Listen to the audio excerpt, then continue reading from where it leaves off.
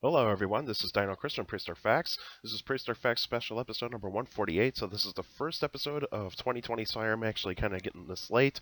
I had a little bit of an issue early on in the previous week, but this time I'm actually feeling a little bit better.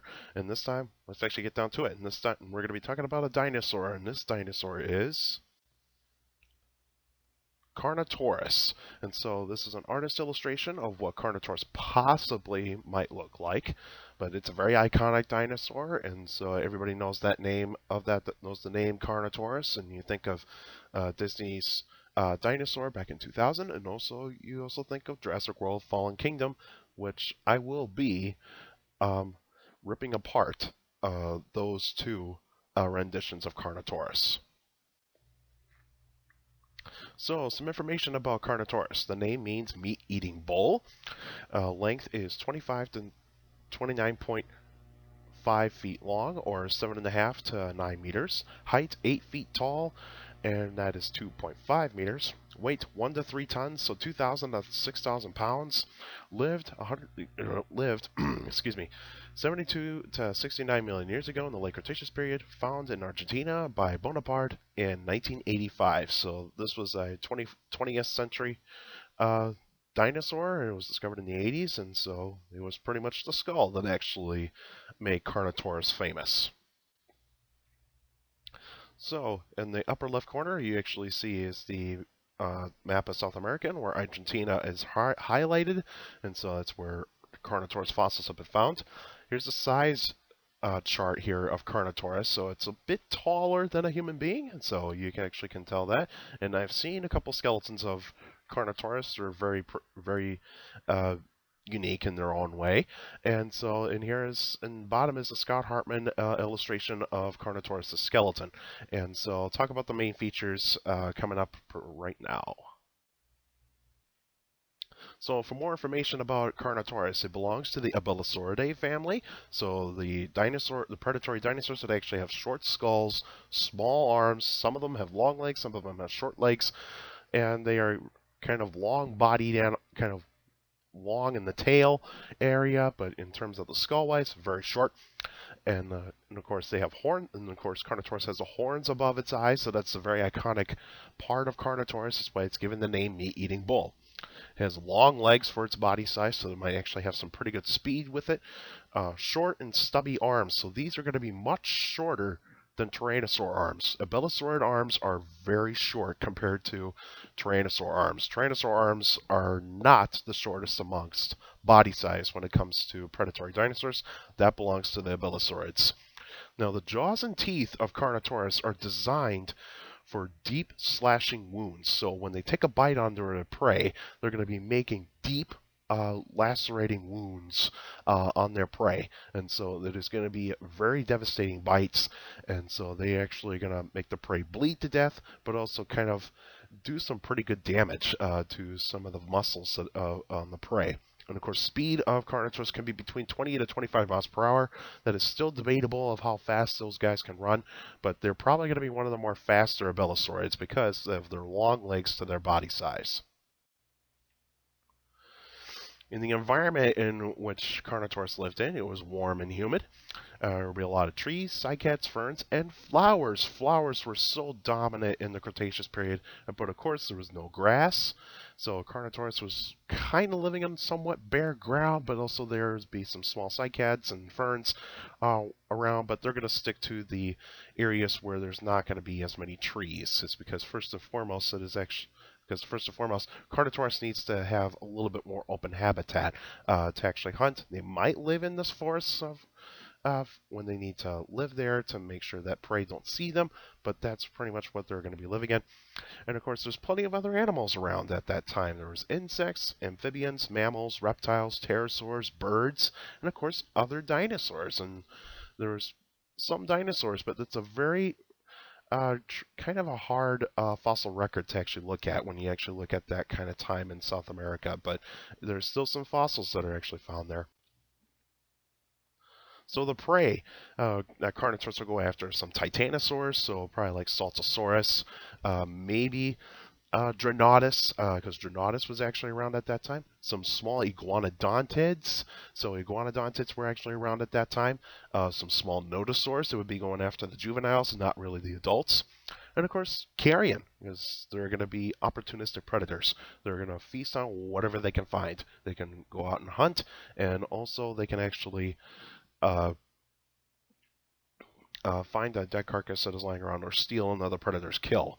And so there were not that many predators around at the time of Carnotaurus, but there were probably some small predators that were probably in the same family group of Carnotaurus. Some abelisaurs, like Alcosaurs or something like that, could actually be a competitor to Carnotaurus, but the Carnotaurus is the larger animal.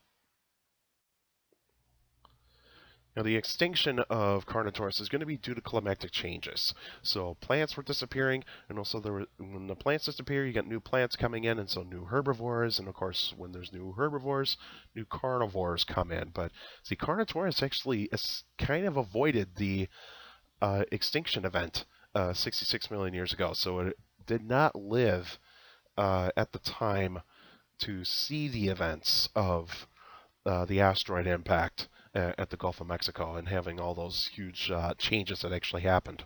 And with those new carnivores, those new carnivores are probably going to be a bit smaller than Carnotaurus. So those would probably be faster, probably a bit smarter than Carnotaurus, but it's pretty much a pretty good guess of what kind of what carnivores could actually be out there. And also the climate is getting warmer at that time, so the atmosphere was getting a big boost of heat from the oceans and also from volcanic eruptions, and so those were actually the issues for Carnotaurus.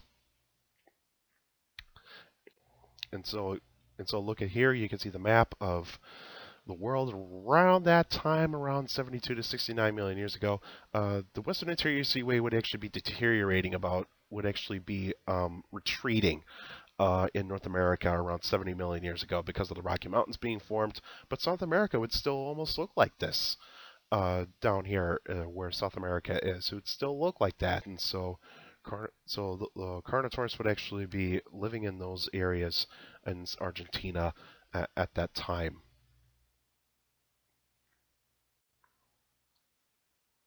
So the next episode will be on January 17th, 2020, and there'll be a Q&A episode. So if you got any questions about dinosaurs or any other prehistoric life, feel free to email me at dinochrist71@gmail.com. Let's go to my Facebook page, Prehistoric Facts of Dino Chris. Like the page, you actually post your questions on the wall or in the comment section. And also for YouTubers out there, feel free to like the videos, subscribe to the channel because that helps me a lot, helps the channel a lot. And also put your questions in the comment section. I do read them all, but make sure you at least put down at least 2 to 3 questions at once, because if you put like 5 to 10 in there, I can't read them all, and I would have to choose the ones I can answer on video, and so you'll be given the shout out. Thanks for your giving the question to me, and hopefully I can pronounce your name as good as I can. And since there are some crazy YouTube names out there, but hopefully I can pronounce them right. But still feel free to like, subscribe, and also put your questions in the comment section. And also keep your questions short and to the point. You can also follow me on Twitter at CSGRALL. It's my Twitter page. I post pretty cool stuff on there. Also, take care of the people around you. Notice if you're younger people out there, to make sure to listen to your parents, your teachers, and your guardians. It's the best motivation you could have for good education. It's very important to have a good education. So with a good education, you get a good job in the future. Now, I did not put a slide down on actually for the media versions of Carnotaurus, like the 2000s Disney Dinosaur, or even Jurassic World: Fallen Kingdom. But I am actually going to rip apart these two. On this slide right here. So first, 2000s Disney dinosaur. First and foremost, the Carnotaurus was probably, for the most part, accurate for its time, but also there were some inaccuracies with it. One, it was too bulky. They tried to make it look too much like Tyrannosaurus Rex in terms of actually being a really stocky, muscular animal. I don't think Carnotaurus would ever look like that. And also, it was oversized. They made it look like it was as big or bigger than T-Rex, which that would have never have happened. T-Rex is far bigger and way more muscular than Carnotaurus, and so it would actually be the case is that at that time they thought it was actually accurate, but the thing is it's wrong. Now with the Jurassic World Fallen Kingdoms, it's the most accurate depiction of Carnotaurus into film, but there's some things wrong with it. One is that it's shrink wrapped, so you can actually definitely see the areas in the skull where you can see where the holes in the skull would actually be on the head of Carnotaurus. That would not have actually have been right. There would be much more soft tissue on the skull, and so that would actually be the one criticism of Carnotaurus. It's a bit undersized for a Carnotaurus, but it's still pretty close to the actual animal.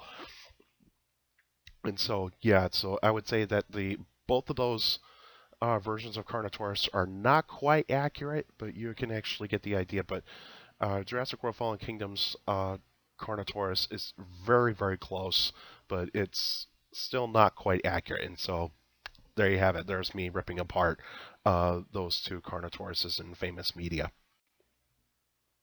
All right, that's it for now, and I'll see you guys next time.